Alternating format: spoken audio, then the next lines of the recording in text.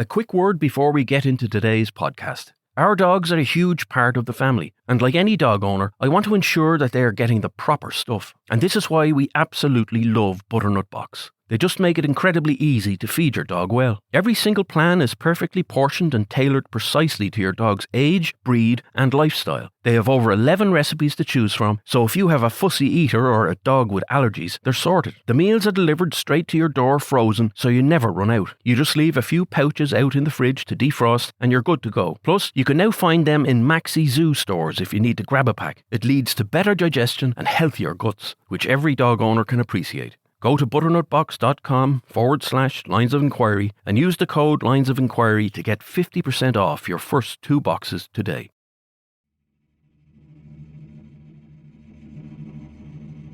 It's 7 a.m. on April 12, 2015, and the southeastern fringes of Glasgow's Dawson Park are almost deserted.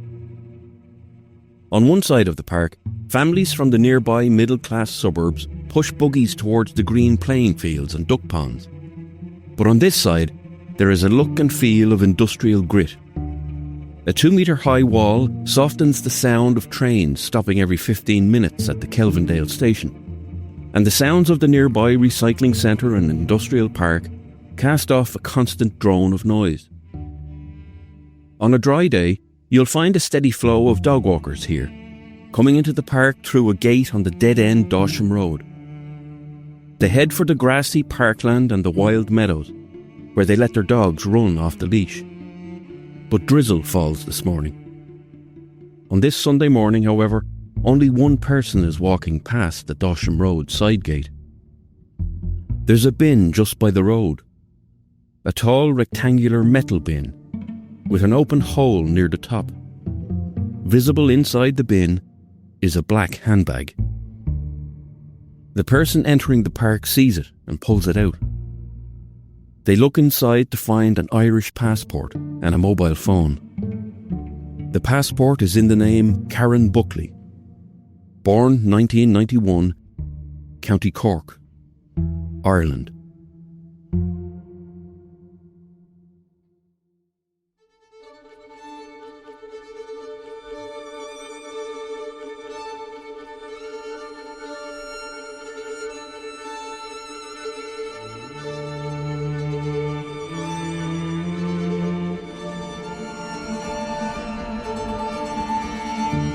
When someone is killed in Ireland, the Gardaí call in a specialist unit of forensic crime scene examiners from the Technical Bureau. This is Ireland's real-life version of CSI, but it's nothing like the movies or TV shows. For 25 years, I was one of the detectives on that team. My name is John Sweetman. My job as a Garda detective in the Technical Bureau was to read the evidence that could not speak for itself. I learned to see what others might miss. Fingerprints smudged on the handle of a door, weapons disguised in everyday objects, handwritten notes that revealed more than the writer ever intended. The smallest traces often unravelled the big story, and now I'm here to tell you those stories. In this podcast from GoLoud, I take you inside some of Ireland's most haunting investigations. This is Lines of Enquiry, a GoLoud original podcast that follows the evidence step by step and tries to uncover the real story behind the headlines. In this episode, a case that united 2 countries in horror. The senseless murder of a young Irish woman, living abroad in the prime of her life, and the relentless police investigation to catch a killer and unravel a complex and disturbing cover-up.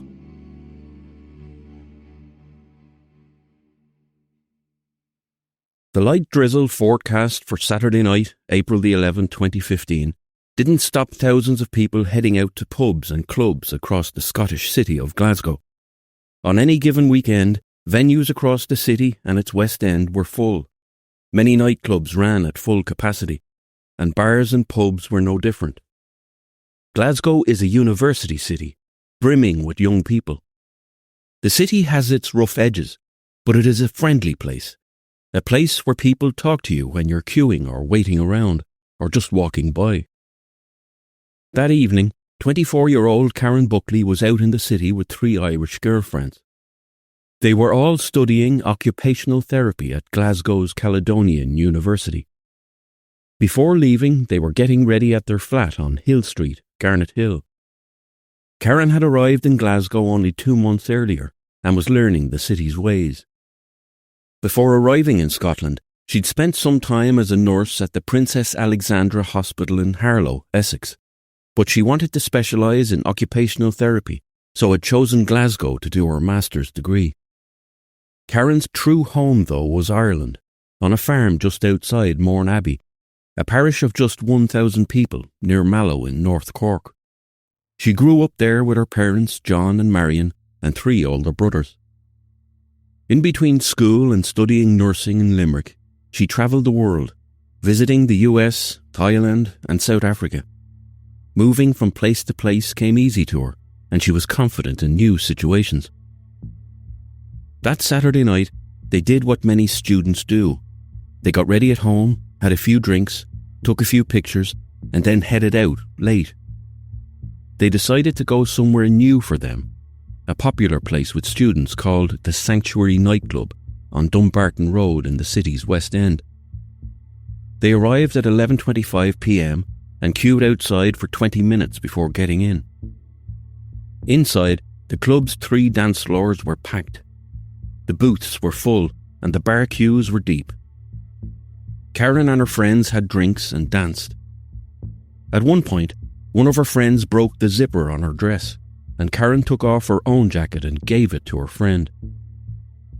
Just before 1 a.m, around an hour after arriving, Karen told friends she was going to the toilet. A while later, they noticed she hadn't returned. They called her phone, but there was no answer. They kept trying, leaving messages and texts, but still she didn't reply. Karen had only had a few drinks and wasn't drunk. She wasn't upset or stressed. She'd just gone. As 2 hours passed without her returning, the only logical answer they could find was that she must have bumped into other friends or classmates and just not told them. Either that or she'd gone home. They just couldn't work it out, though, why she didn't come back for her jacket. At 3 a.m, Karen's friends left the club and went back to the flat. When they woke on the Sunday morning, she still wasn't home. They texted and called again, but still nothing. As the morning rolled on, their worry and fear grew. It was strange enough that she'd leave without telling them, but it was completely unlike her not to return their calls the next day as well. She also hadn't posted any updates on her social medias, as she usually would. By lunchtime, the friends called Glasgow police, who immediately went around to the flat and took a missing persons report. After realising just how out of character this was, they went directly to the club to talk to staff and to find any CCTV from the night before. Armed with the knowledge that Karen left the club around 1 a.m, the club's manager pulled the footage from the external camera at the front doors. And there, in the grainy footage, was Karen leaving the club, not wearing her jacket, just as her friends had said. The police watched the footage, seeing Karen step onto the footpath, where a few people were milling around. She was alone, and didn't appear intoxicated or distressed. She then crossed the road. A tall, dark-haired man stood there, using his mobile phone. Karen appeared relaxed as she walked over on her own accord. She and the man chatted for a few moments. Then, at 1:06 a.m, they walked down the road together, and soon disappeared from the camera's view. Police then pulled CCTV footage from inside the club to see if this man might have been a friend or acquaintance of Karen's. Perhaps they'd see them speaking together inside. Going back just before midnight, they followed Karen inside the club as best they could. They never saw her with the man. When shown the images, Karen's friends told police they didn't recognise him either. When she didn't return for a second night, Karen's missing persons case was upgraded to a high-risk inquiry. Police Scotland's Detective Superintendent Jim Kerr was on Karen's case as lead detective.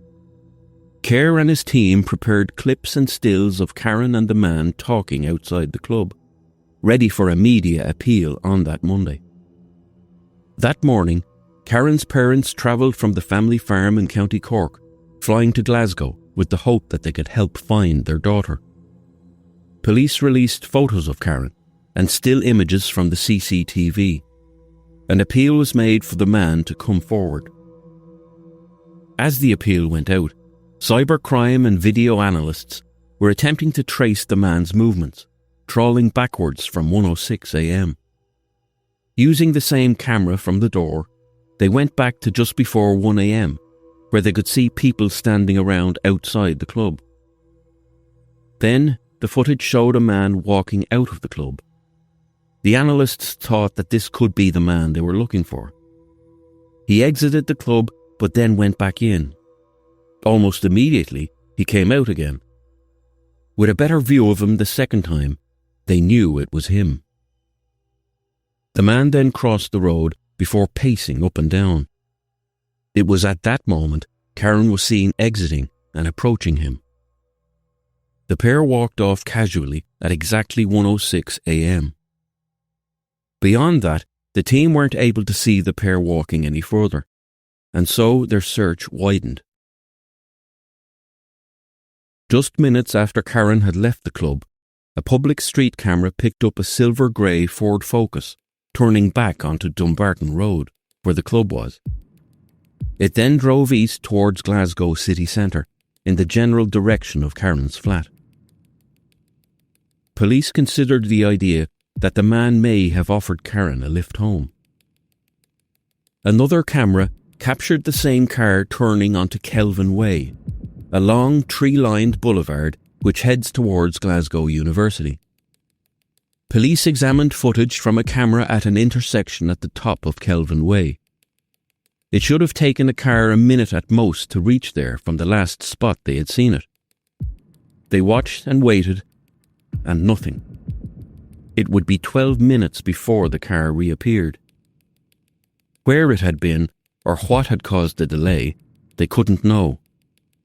Those 12 minutes existed in a blind spot between cameras. At that point, police didn't know who was in the car, but through footage from cameras capturing snippets of that Sunday morning, they followed it on its journey. The car then turned west. If Karen was in the car, and if the car had been bringing her home, it should have turned east. They decided to keep following the car however they could. It was the only lead they had. As they trawled hours of footage from countless cameras across Glasgow, one police officer looked further back in time on the street cameras near the club, back to just after 11:30 p.m. And he saw it.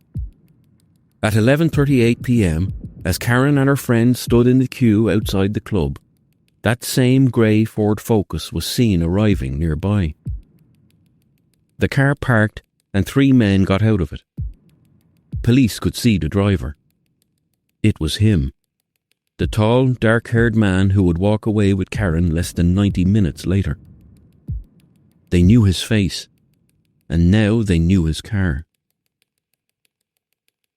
The police search for Karen covered Glasgow's West End, areas around the club and through a nearby park. They had found no trace of her. They decided to once again appeal to the public for help, this time in identifying the man seen with Karen.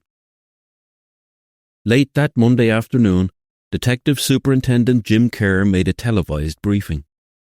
He entered the room with the waiting media with information, and a strategic plan for how much information to give out.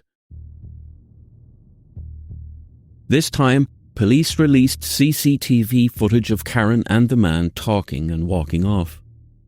They were very clear. This man was not a suspect, but they hoped they could speak to him, and he could help them find Karen. Detective Superintendent Kerr's words made clear how grave the situation appeared. He told the press they were worried Karen had come to harm. Whether it was foul play or an accident, they couldn't know. He didn't share any details about the car. That decision was calculated by police as being necessary. If they told the public they knew the car she had left in, if anything untoward had happened to her, they ran the risk of the driver destroying evidence. Or, if she had been kidnapped, the driver might start using a different car, or worse still, harm Karen. As police briefed the media, detectives were back at the Sanctuary nightclub. They were examining more CCTV footage. On the club's interior cameras, just before 1 a.m, they saw something new. It was the driver of the Ford Focus. He approached what appeared to be his friends at one of the VIP booths. He stayed only for a few seconds before walking away again and immediately exiting the venue. He never went back into the club. Within a few minutes, he was outside, talking to Karen. The club's manager looked at the footage. He didn't recognise the man, but he did recognise one of the other people at the VIP booth. Police contacted that person and asked about the unidentified man. At last, they got a name. Alexander Pacto, 21 years old. If there was any doubt on this new information, it was soon expelled, as calls came into the police hotline following the public appeal. Several people called, saying they knew the man in the CCTV images. All gave the same name, Alexander Pacto. With his name and the make of the car, investigators were able to search the car registration database. The system came back with a match and an address: Dorchester Avenue, in the Glasgow suburb of Kelvindale. At 4:30 p.m. on Monday the 13th of April, detectives walked up the dozen or so steps to Alexander Pacto's Dorchester Avenue flat. The 3-storey building was one in a long row, each set back from the road on a small hill, maybe 15 feet above street level. A tall old tree growing towards the house from the street was bare, with no sign of springtime leaves emerging. Black metal railings guided the detectives up the wide steps, to a brown door with 2 narrow vertical glass windows. The building was old, a little shabby. The decorative concrete surrounding the door had grown weathered and dirty. There was no answer at the door. They returned at 5 p.m. This time, the door opened. They were greeted by the man they had seen on those grainy CCTV images. He was holding his iPhone with the torch on. "I was just coming to see you," he told them.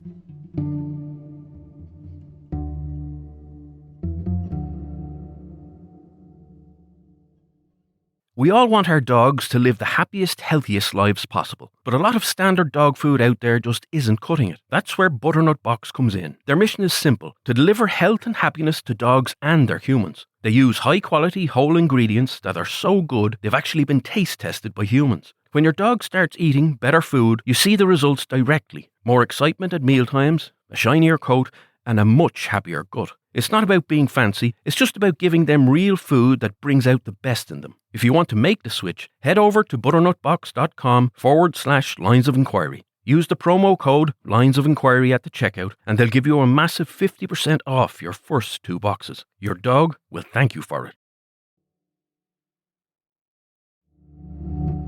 As the detectives stood at the door of Alexander Pacto's home, with the 21-year-old man standing before them, they were struck instantly by something unusual. A strong smell emanating from the house. The smell of bleach. As he had answered the door, he had told them, "I was just coming to see you," and he then went on to explain why. He said he'd seen the reports about Karen on TV and was about to head to the police station. He told detectives he had met Karen outside the club by chance. He then told them that the pair had consensual sex before she left around 4 a.m. to walk home. Pacto had scratches on his hands and arms. As police entered the home, they noticed a lock on Pacto's bedroom door. Inside the room there was a toolbox, parcel tape and nail brushes lying around. The room was dark, and they suspected then that they knew why he had answered the door with his phone in hand, with the torch on. He had been using it in that darkened bedroom when they knocked. Then they noticed the mattress. It was new and too small for the bed frame. Police then asked him if he would go to Helen Street Police Station to make a witness statement, and he agreed. That afternoon, while reviewing Pacto's file in the database, detectives had discovered a recent conviction for fraud. He'd printed £6,000 and £20 notes using a printer he had at home. He was handed a community payback order, which is the Scottish equivalent of a community service order. By the time police called to his door, he had completed 225 hours of unpaid work as his penalty. As police considered his past acts of deception, the smell of bleach in his home and the various items in his bedroom, along with his admission Karen had been inside his house, police now had a probable cause to search. As Pacto left for the police station, Detective Superintendent Jim Kerr applied for an urgent warrant to search the flat and his car. Forensic scientists arrived, and as they waited for the warrant to come through, residents of Dorchester Avenue watched as Pacto's apartment was cordoned off and his car clamped.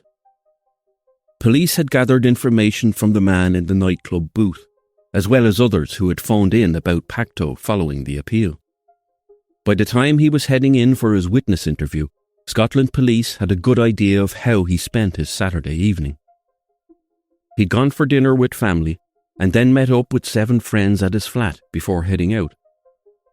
At 11 p.m, they'd ordered 2 taxis to take them the 3 or so kilometres to the Sanctuary nightclub, but only 1 taxi showed up.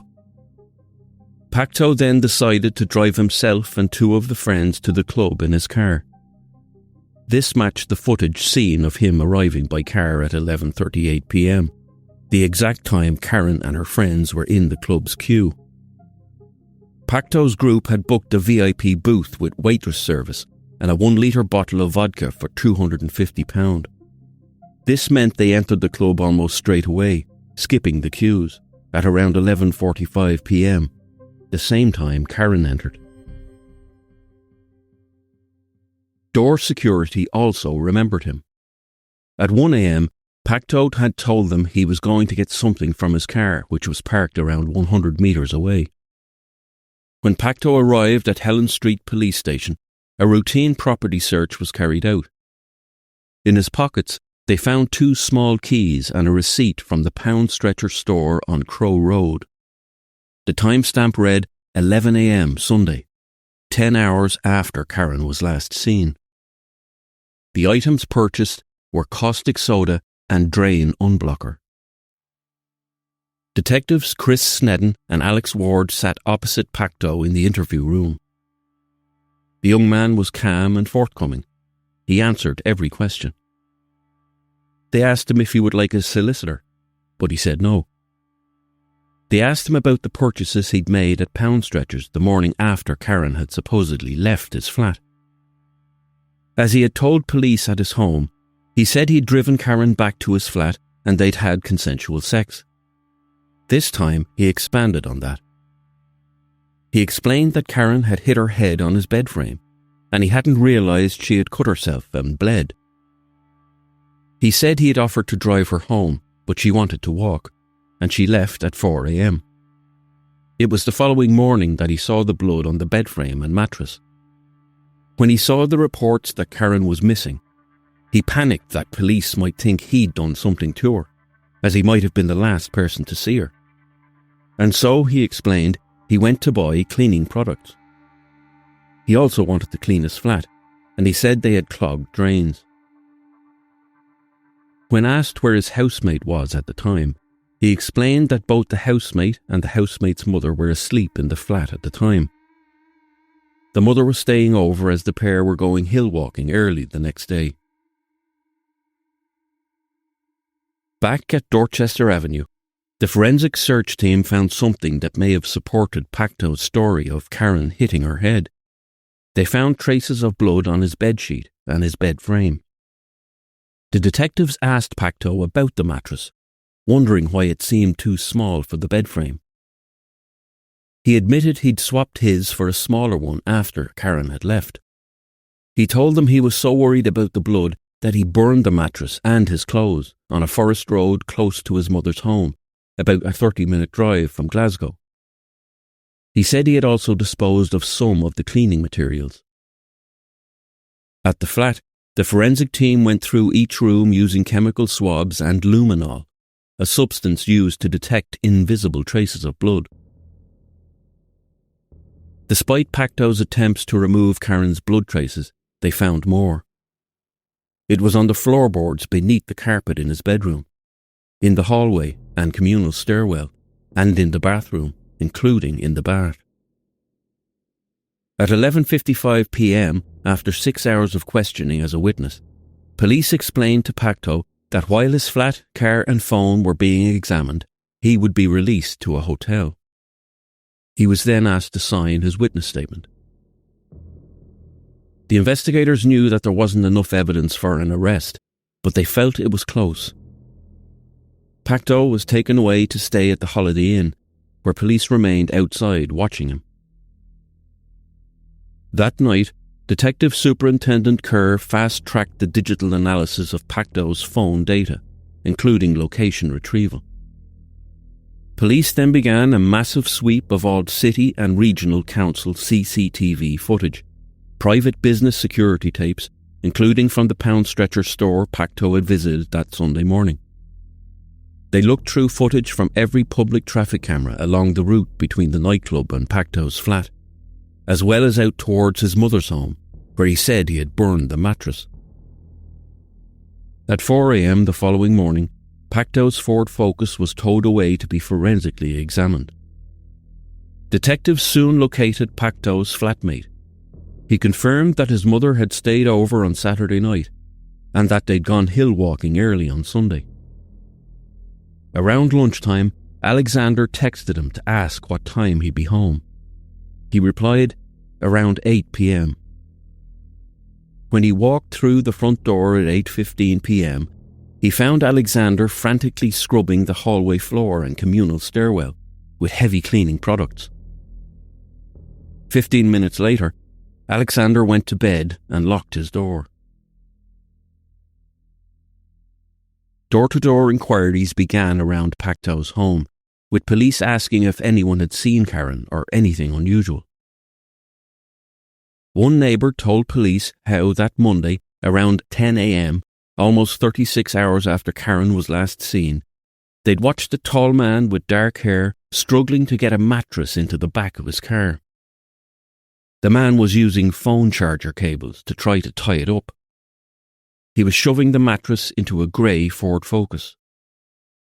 A separate neighbour on the same street told police that later that day, around 2 p.m, he had watched the same dark-haired man struggle to carry a massive, heavy, blue industrial plastic barrel. The man took it out of the apartment building and loaded it into the back seat of his car. Detectives visited Pound Stretchers on Crow Road and collected their security tapes. As they watched, they spotted Pacto at 11 a.m. casually walking around the store with a red plastic basket full of cleaning products, including caustic soda and drain unblocking fluid. As the search widened, so did the press and public interest, both in Scotland and Ireland. Karen's face was on the front pages across both countries. The British general election campaign was then in full swing, but was pushed off the front pages by the story of the missing Irish woman. At 2 p.m. on Tuesday the 14th of April, 2.5 days since Karen was last seen, police called another press conference. This time Karen's parents would speak. Detective Superintendent Kerr and the team had been as honest as they could be with Karen's parents about the fact that they had interviewed the man last seen with her. But they were careful not to give false hope. To protect the investigation, they had to be careful and selective on what they could say to them, or anyone else, regarding their interview with Pacto. As they prepared for the press conference, police knew it was important to hold back some information. Pacto was by then a suspect in their eyes, but they could not portray that to the media at that stage.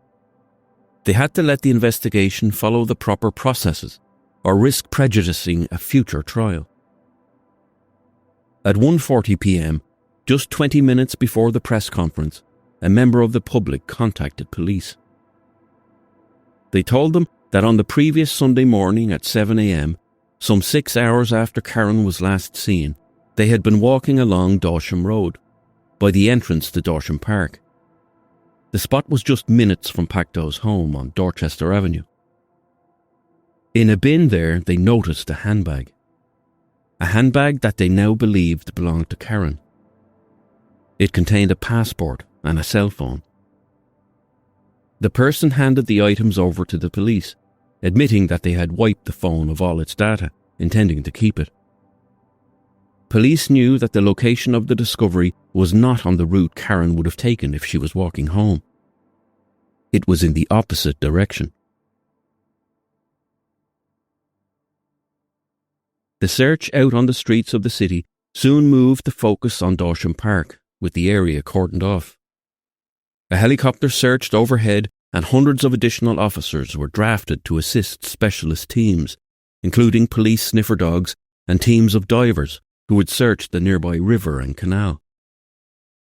Back at Helen Street Police Station, the information about the handbag and its contents gave the CCTV tracking team an exact location and time frame to look for both the Ford Focus and Karen. As the press conference began at 2 p.m. that Tuesday, Detective Superintendent Jim Kerr felt they were closing in on Alexander Pacto, but he knew there was not yet a single piece of solid proof to confirm those suspicions. Pacto could have been telling the truth about Karen leaving his flat at 4 a.m. There were ways in which his story could prove to be plausible. There was still a possibility that harm came to Karen after leaving Dorchester Avenue. Kerr told reporters police were gravely concerned for Karen's safety. It had been more than 60 hours, roughly 2.5 days, since she was seen on CCTV footage leaving the club. He released the latest information that Karen's handbag had been found in the bin at Dawsham Park. He said they had traced the man that she had been seen with outside the club, but he was not being treated as a suspect and was helping with their inquiries. Kerr said police wanted any information the public had, especially regarding a silver grey car that was seen driving in the rural areas 15 kilometres north of Glasgow city centre between 11 a.m. and 3 p.m. on Monday. He explained that Karen had apparently left their witness's flat at about 4 a.m, planning to walk the hour-long journey to her home. But she had not been seen since. He added, "Karen is a lovely girl, close to her family and popular with her friends. She has only been in Glasgow a few months, and, if staying out, will always let her friends know. Hence the real concern here." Karen's parents then spoke. They sat at a long table facing the gathered media, with a cluster of microphones stacked in front of them. They said what they could about their daughter to the crowd of reporters and the world. Karen's mother, Marion, said, "We just want Karen home safely. We are desperate. She is our only daughter. We love her dearly. If anybody has any information, please come forward. We would dearly appreciate it." They said they were trying to stay positive and holding on to the hope of good news coming. Karen's father, John, then said, "We are desperate to get her back and safe with her family. She is our only daughter. We love her dearly and we just want her to come home safe and sound."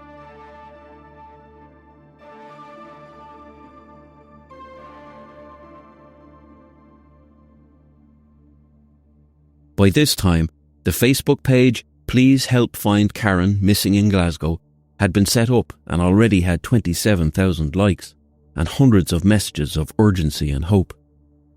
Friends paid tribute to her, with one message calling her a kind, caring girl who wouldn't hurt a fly. The post finished saying, "Come back to us safe, Karen. Come back soon. Missing you, my little buckaroo. Another wrote, all your friends are supporting each other, waiting on news every second of every minute of every day. I love you. Kiss, kiss.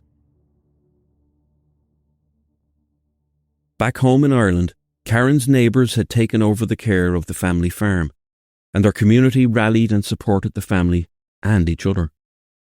In Glasgow, at Helen Street Police Station, the team continued to review various CCTV of the park area.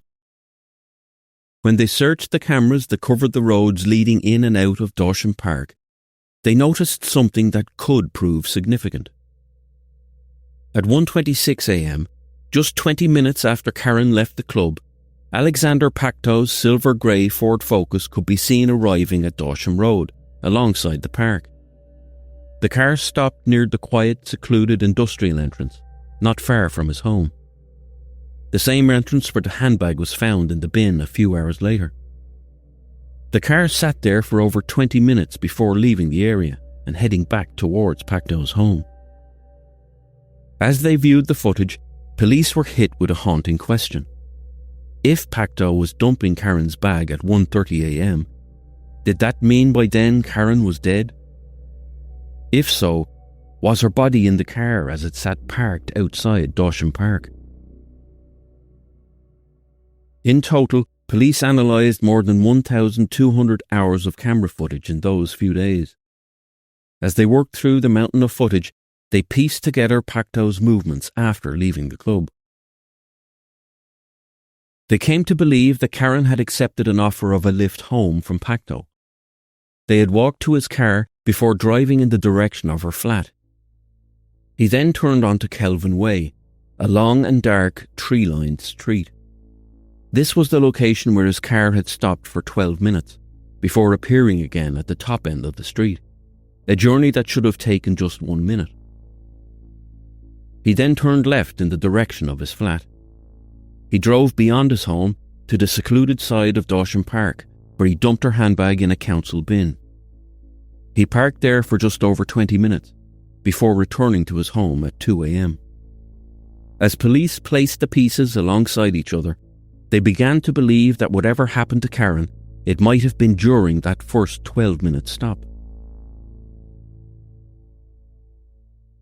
With the discovery of the handbag and subsequent park footage, the team believed they had just blown apart Pacto's story of Karen leaving his home at 4 a.m. As the day ended, the search for Karen extended to the industrial park and buildings near the park and Pacto's home. While waiting to see whether Karen's wiped phone would reveal any information, the investigators had obtained emergency data from mobile phone network providers. They could see which cell towers Pacto's phone had pinged at different times on the Sunday and Monday. Because this only gave them general areas, as opposed to exact locations, they didn't have a clear map yet, but they had general locations. One was just north of the city, in a regional location. But it was too close to the city to be the area where Pacto told them he burned the mattress. It was somewhere he had not spoken about. As they waited for the complete phone location data, they used Pacto's bank records to compile a list of the stores he had visited. There were over a dozen different shops across the north of Glasgow. Detectives went to retrieve CCTV from each shop, including any others in the same areas that sold cleaning products. Meanwhile, police continued to monitor Alexander Pacto at the Holiday Inn. The public interest in the search for Karen was so much that the appeal for information was on every news bulletin in both Scotland and Ireland. One person who called the hotline worked for a car valet in Glasgow. They told police that at around 4 p.m. on Monday, just over 36 hours after Karen went missing, a tall, dark-haired man had brought a grey Ford Focus in to be cleaned. The staff noticed that the car smelled heavily of chemicals and bleach, and that the passenger seat was damp. When the Daily Record newspaper hit the stands on Wednesday morning, there was no doubt who Scotland police suspected of foul play. Alexander Pacto's name and picture was on the front page. The paper had interviewed his mother, who repeated what she had been told by police, that her son was not being treated as a suspect. She told reporters that other people believed that they saw Karen after 4 a.m. As that Wednesday morning unfolded, 3 days into their search, police got the findings of the forensic team who had examined Pacto's car. They had dismantled it and thoroughly examined it. A cadaver dog had been brought to the car, specifically to detect the scent of human remains. The dogs are trained to ignore standard blood staining or household chemicals. When sniffing near the boot, the dog became highly agitated, signifying that a body may have been transported inside it. Technicians also found minute blood splatters inside the front passenger side of the car. Testing of that blood and the blood found in Pacto's flat would reveal that each sample matched Karen's DNA. The blood evidence from both his car and flat now contradicted his alibi that she had simply left at 4 a.m. with a bump to her head. This shifted the case from a missing person to a possible homicide, and Alexander Pacto was officially a suspect. On the afternoon of Wednesday, April 15, 2015, police watched Alexander Pacto as he left his room at the Holiday Inn and travelled into Glasgow City. At 1:55 p.m, plainclothes officers approached him and his mother at a Starbucks. Police told him he was being detained as a suspect for the murder of Karen Buckley. He made no comment when taken into custody. At the station, police devised a detailed strategy for Pacto's interview. In 2015, police were only allowed a strict 12 hours of questioning. Then they would have to either arrest him or release him. Time was short, but the investigating team were confident that in the coming 12 hours they would gather enough evidence to arrest and charge Pacto. They had noticed during his previous interview that he appeared comfortable in front of police, cocky almost. He had come prepared with an answer for everything. This time, they expected it would be different, as they laid out the evidence built across 3 days of exhaustive police work. They went in with a plan, to reveal some of their evidence, but not all, not right away. Then sit back and let him talk.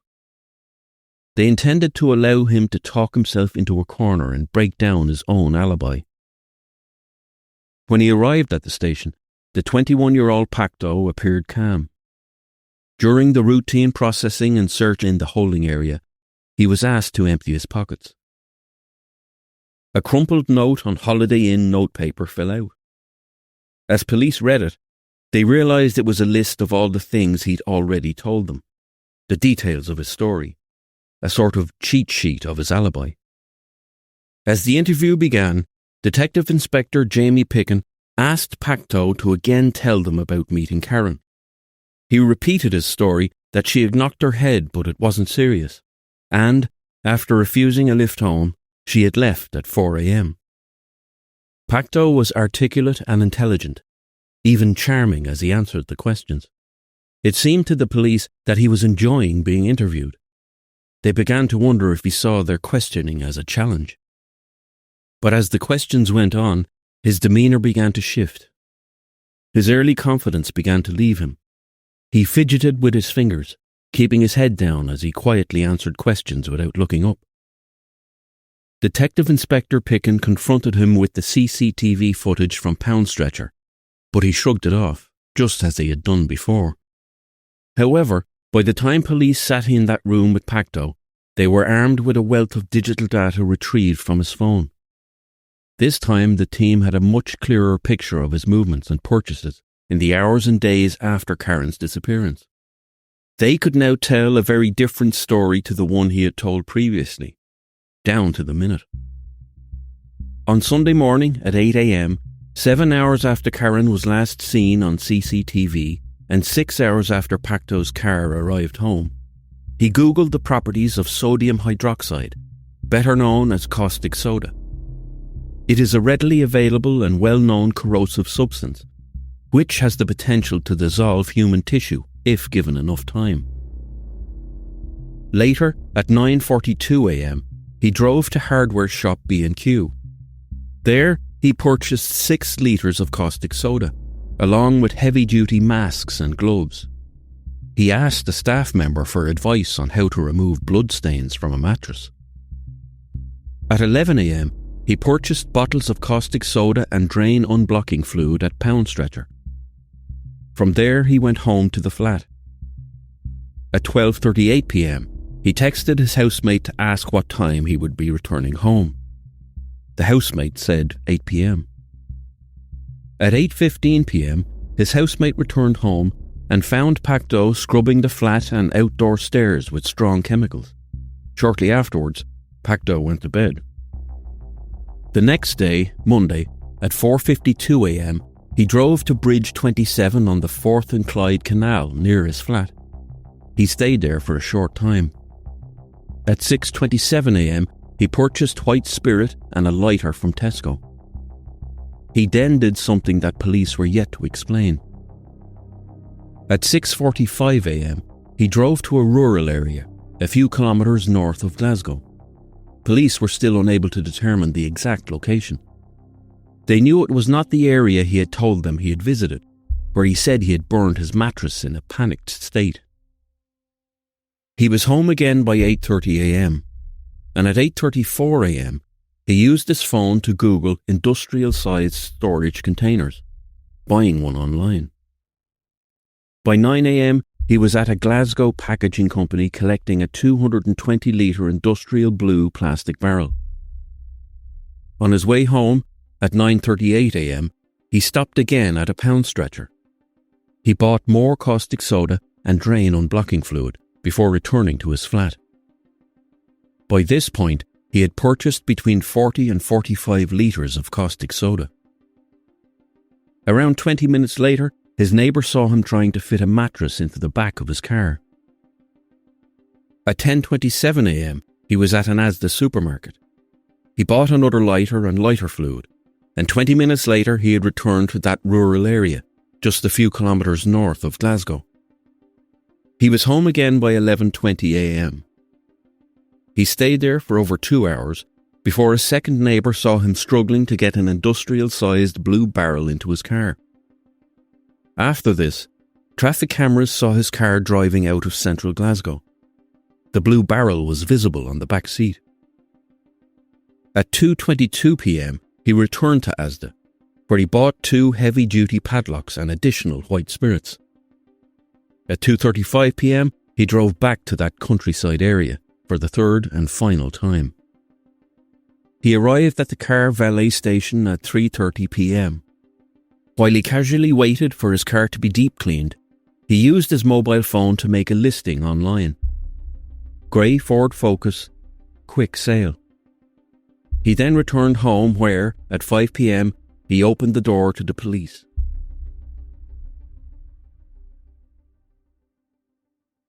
The interviewing detectives now had a mountain of evidence that they knew broke down Pacto's entire alibi, but they still needed to be exact in their approach.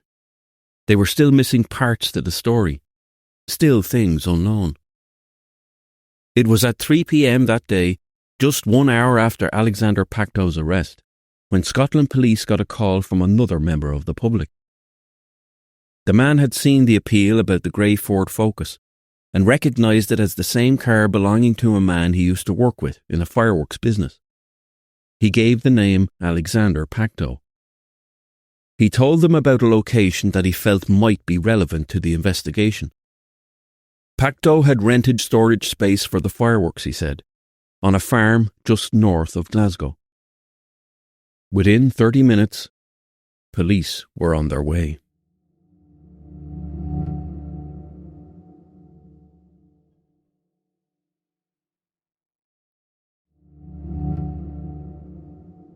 On the evening of Wednesday, April 15th, 4 days after Karen disappeared, her neighbours and friends gathered in Mourneabbey, County Cork, for a mass of hope. They prayed for Karen's family and for her safe return home. As they came together, they were not aware that events in Scotland and the search for Karen were entering a new and tragic phase. Within 30 minutes of receiving the tip-off about the storage space Alexander Pacto had rented, a police search team was on their way to the farm north of Glasgow. A long driveway veering off the main road led to a farmyard, nestled among miles of open land. The stone walls and barbed wire fences that hemmed in the surrounding fields felt far removed from the city of Glasgow. Once on the farm, police found a number of houses and sheds, old brick buildings dating back decades or more. Some were painted white with black slate roofs and old wooden doors. Others were small bare brick structures.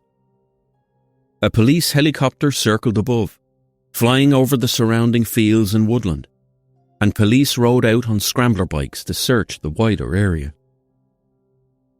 The owner of the farm said he had dealt with Pacto in the past, and the young man had visited the farm again on Monday of that week. He had rented a shed at the price of £10 a week. When police approached the shed he'd rented, they noticed a brand new padlock on the door. They tried the key that they had found in Pacto's pocket. It fit. As they pulled open the door, they saw a sheet covering something large. A bicycle wheel and paper shredder were placed on top, holding the sheet in place. When they looked underneath the sheet, they found a blue plastic barrel. They suspected that the barrel was full of caustic soda and drain fluid. Worse, they believed it might contain Karen's remains. The scene was declared a biohazard, and the fire service were called in. They had to wait for the area to be cleared and the scene deemed safe to investigate. And all the while the clock ticked on their 12 hours to question Pacto. It was just before 8 p.m, 6 hours into their custody clock, when the barrel was deemed safe to open. Inside, they found Karen's body.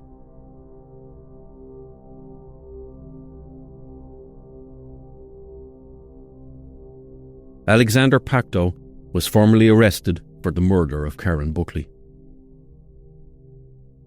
Overnight, a post-mortem examination showed Karen had injuries indicating she had been the victim of a physical assault before her death. Over the following 24 hours, after being cornered with the overwhelming evidence against him, and after speaking with his solicitor, Alexander Pacto changed the story again. This time, he said that after going back to his flat, Karen fell and hit her nose on the head of the bed, causing her to bleed. She went from the bedroom through to the bathroom. She then became angry and started slapping him. He said he then reached for the nearest item he could find, a spanner, and began hitting her around the head. He said he then panicked and decided to get rid of her body, spending the next 2 days in a haze. He didn't say where the spanner was, and police hadn't found it. One of the detectives interviewing Pacto, D.I. Jamie Picken, laid out piece by piece the CCTV of his shopping and car locations, the blood evidence from his home and car, and the barrel. He had CCTV footage of around a dozen places, Pacto looking calm, shopping for 45 litres of corrosive liquids. Even faced with all of this new evidence, police didn't notice any panic in Pacto. He remained calm as he responded. As the news emerged that Karen's remains had been found, her father John released a statement in which he said that he, her mother Marion, and Karen's 3 brothers were absolutely heartbroken. The search party across Glasgow quietened. The Sanctuary nightclub announced that they would close their doors for the night as a sign of respect. At 3 p.m. the following day, Alexander Pacto was formally charged with murder and attempting to defeat the ends of justice when he appeared at a private hearing at Glasgow's Sheriff Court. He was remanded in custody. At 5:30 p.m. on a Friday, Glasgow's centre would typically be full of people giddily beginning their weekend, maybe heading out of town or heading to the pub after a long week of work. But that Friday felt different in the city. 800 people of all ages and walks of life came together in St. George's Square. Flowers, candles, cards and messages were laid out in the square, and a piper played. Many Irish living in the city and beyond felt compelled to travel from all over to attend. Mourners sang the Cork anthem, The Banks of My Own Lovely Lee, and Tom McGarvey sang Danny Boy, with the sound of the bagpipes soaring over the square. Karen's death had affected the people of Glasgow in many different ways, but the support shown to Karen's parents and brothers that evening was unlike most had ever seen. There was a sense that Karen could have been anyone's daughter or sister. She could have been anyone's friend, or any of the hundreds of women in the crowd. After visiting the Glasgow Caledonian University campus where Karen was studying, her family arrived at the vigil, where Derry-born Glaswegian Pauline Bradley was so moved that she composed a song for Karen. There is sorrow over the waters for one of Ireland's daughters, and from Glasgow to Cork, we all share your pain, she sang. A silent vigil was held the following night in the area of Garnet Hill, where Karen had lived with her friends. Candles were lit in the shape of a triscale, a Celtic triple spiral. Back home, Ireland's Minister for Foreign Affairs, Charlie Flanagan, spoke publicly, sending support to the community and Karen's parents. 4 days after Pacto's arrest, police discovered why he had made that one stop on the bridge between his house and Dawson Park over the Forth and Clyde Canal. Under the bridge, police divers went into the water, and from the bed of the Forth and Clyde Canal, they pulled out a 30-centimetre adjustable metal spanner. Forensic scientists successfully isolated microscopic blood traces from its crevices, which were definitive DNA matches to Karen. It was initially suggested that Karen's body would be released to the family the following day to bring her home for her funeral. But that was delayed as Pacto exercised his right to an independent autopsy. Although the legal framework on this would change later in 2018, back in 2015, defence solicitors had an almost automatic right to conduct their own second and independent post-mortem on a body, before it could be released to the family for a funeral. While this second autopsy was being conducted, police officers recovered the remnants of a partially burnt mattress at the farm. It also held traces of Karen's blood.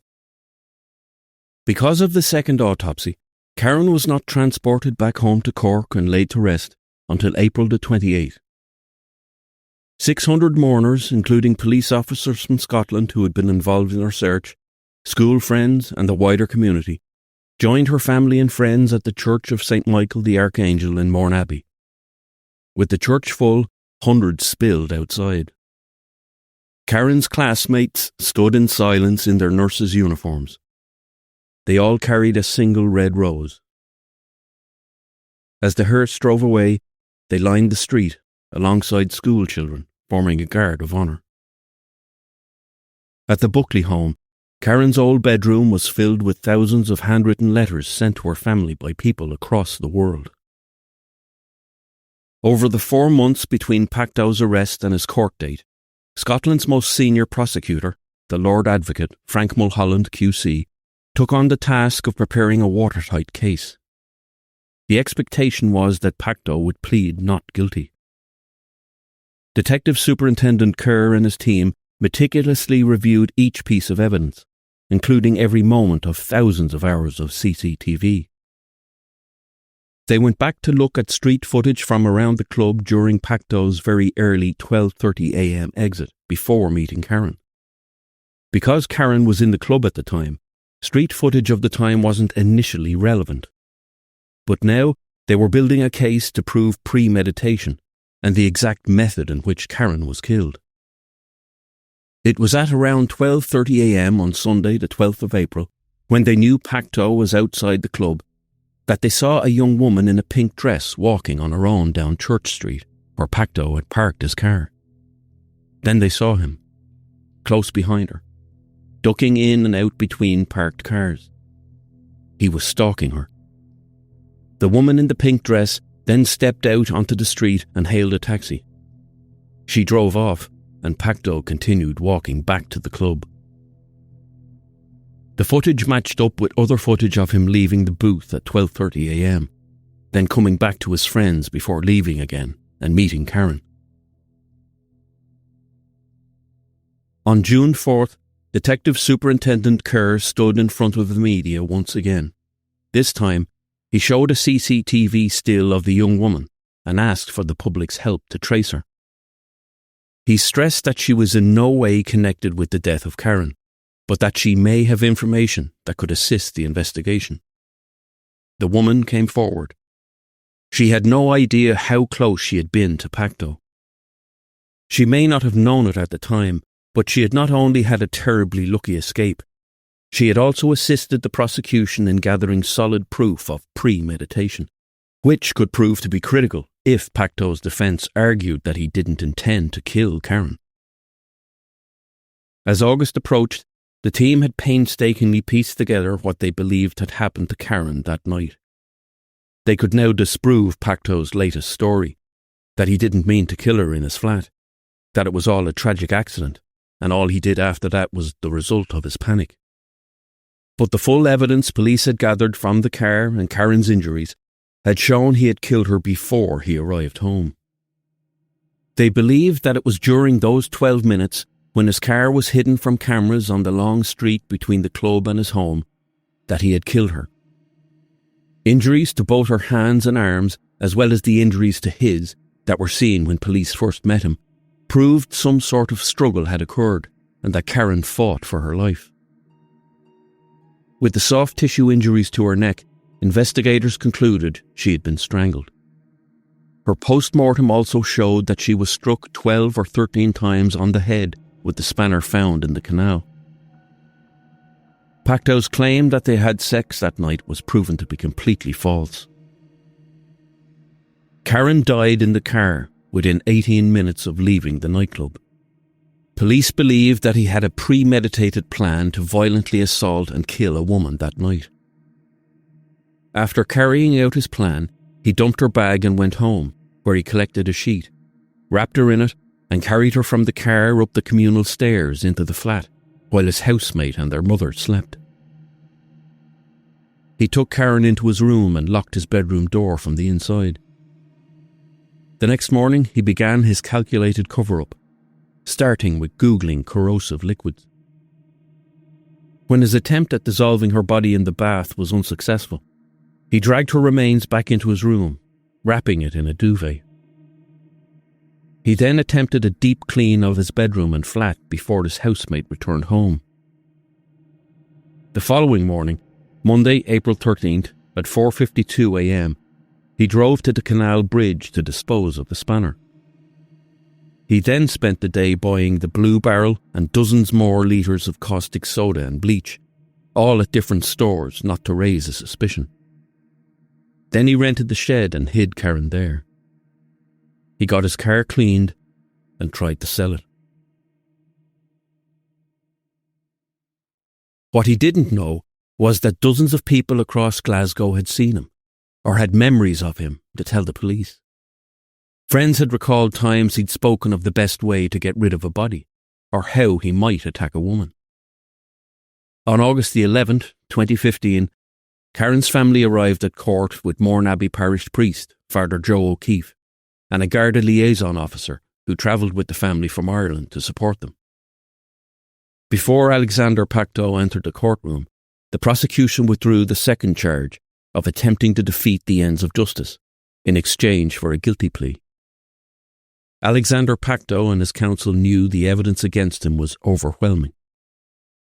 When the court clerk read out the official indictment, Pacto's defence lawyer, John Scullion QC, stood up. "My lady, the panel pleads guilty to the charge on the indictment," he said. This was the moment everyone in that courtroom had been waiting for. Karen's family would not have to be dragged through a lengthy, traumatic public trial. Witnesses would not be called, and the press could finally speak on something they had been unable to report on for months, as it may have prevented Pacto from receiving a fair trial. The moment it was stated in court that Pacto had pled guilty, the county clerk read a statement to the court. In it, He confirmed Pacto had been charged with sexual assault in November of 2011, but was found not guilty in February of 2013, just over 2 years before he murdered Karen. There were audible gasps in the courtroom. In November 2011, a 24-year-old woman was walking home alone from a 21st birthday party in central Glasgow when she met Alexander Pacto, then 17, in the street. Pacto forced her down an alleyway. A passerby heard her screams and intervened, and Pacto was subsequently arrested and charged. Shortly after his arrest, Pacto was involved in a severe single car crash that put him into an induced coma for a month. After breaking ribs and a hip, he couldn't walk for 6 months and used crutches for a year after that. The trial for attempted rape was postponed for over a year until he recovered. This resulted in him receiving disability living allowance. In February 2013, he finally stood trial at Paisley High Court on crutches. Attending court physically impaired led to the misunderstanding that he was physically impaired at the time of the attack. He denied that he had attempted to rape the woman, claiming he was a homosexual and had no sexual interest in women. He said that in the laneway, the woman had suddenly turned violent and slapped him across the face, knocking him flat to the ground. He claimed that his belt buckle accidentally came undone as he fell, and his pants came down as a result. He was found not guilty. Ultimately, there wasn't enough evidence for the jury to convict. The woman who had accused him of attempted rape would later say, "After the verdict, my world fell apart and I can't describe the agony of not being believed." In the aftermath of the trial, she was so concerned about Pacto's danger to women that she wrote a letter to the Scottish Justice Secretary, Kenny McCaskill. She pleaded with the minister to stop him from doing this or worse to another woman or girl. She wrote, "I dread to think what he may be capable of doing to others in the future. I cannot sit back and do nothing." After Pacto pled guilty, she spoke publicly for the first time. She said that when she saw his name in the media, she felt like someone had taken all the air from my lungs. "I've accepted that I won't get justice," she said, "but I believe when he is sentenced in a strange way, that will be my justice. These past few months have been very hard. I feel selfish even uttering such words because it is nothing compared to the pain and suffering of Karen Buckley's family." At the murder trial, Glasgow High Court heard there was no evidence of a sexual assault in Karen's murder. Both the trial judge and senior detectives described the savage killing as motiveless. As the prosecution presented their evidence to the judge, they detailed the forensic timeline. Prosecutors made clear in court that Pacto's initial version of events, including a claim that he had consensual sex with the victim, was a lie. Karen was never in his flat alive, and they never had sex. Scotland's chief prosecutor, the Lord Advocate Frank Mulholland, told the High Court that no words of mine can express the effect this terrible murder has had on the family.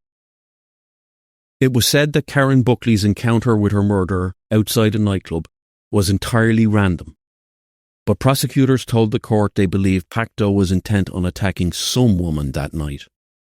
He explained all the evidence as being undeniable, and the court heard how police had found Pacto's fingerprints on the blue barrel that he had filled with caustic soda in an attempt to destroy Karen's body.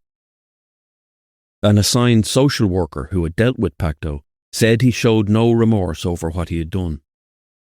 Police forensics experts also found that although Pacto had thought he had scrubbed every shred of evidence of Karen's death from the car by having it professionally valeted, pieces of mud were found stuck in the tread of the tyres, and they matched soil samples from the park where Karen's handbag was dumped and the farm where her body was later recovered.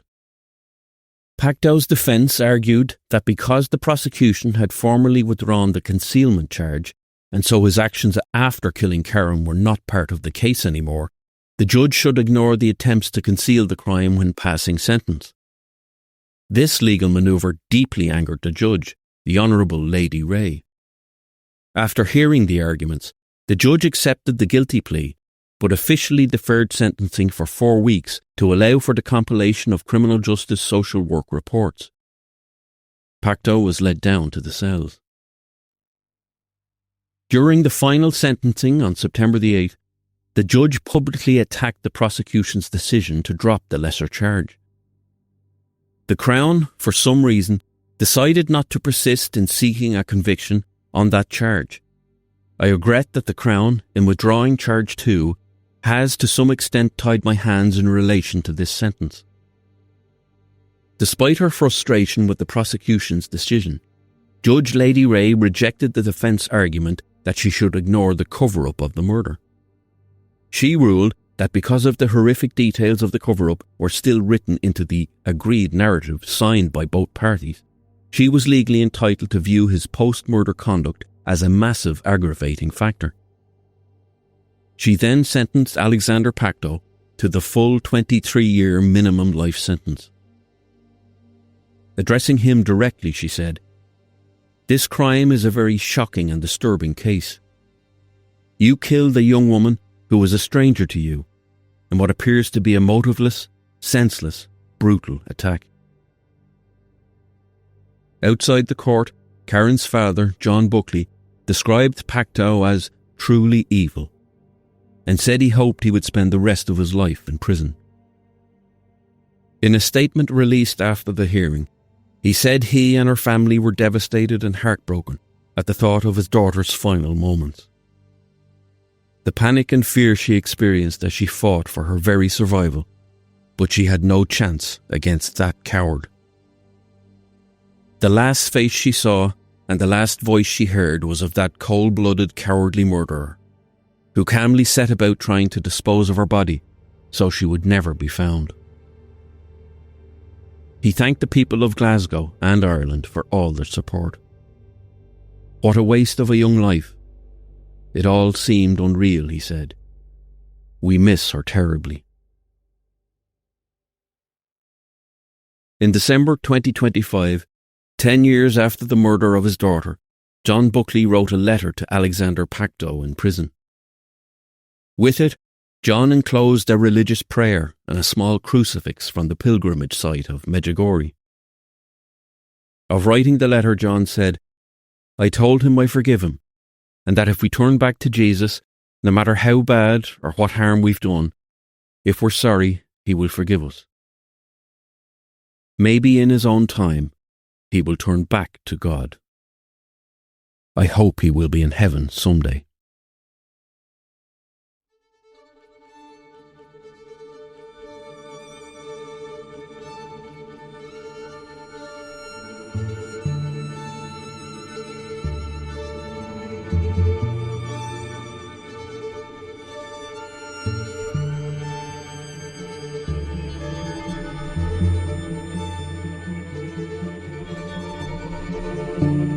Thank you for listening to this episode of Lines of Enquiry.